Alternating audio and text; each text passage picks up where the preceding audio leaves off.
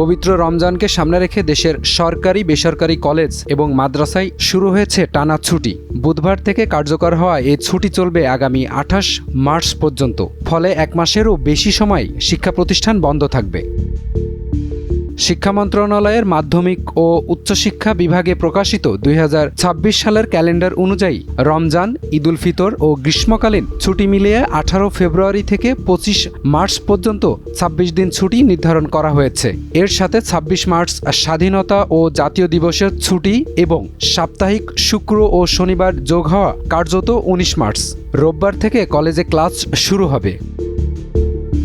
এছাড়া ঈদুল আজহা উপলক্ষে 24 মে থেকে 5 জুন পর্যন্ত 10 দিন, দুর্গাপূজা ও সংশ্লিষ্ট ধর্মীয় উৎসবে 18 থেকে 29 অক্টোবর পর্যন্ত 10 দিন এবং শীতকালীন অবকাশে 17 থেকে 31 ডিসেম্বর পর্যন্ত 11 দিন টানা ছুটি থাকবে। প্রতি বছরের মতো এবারও প্রতিষ্ঠান প্রধানের জন্য সংরক্ষিত 3 দিনের বিশেষ ছুটি রাখা হয়েছে, যা প্রয়োজন অনুযায়ী ব্যবহার করা যাবে। এপি পলাশ, টাইমস টুডে।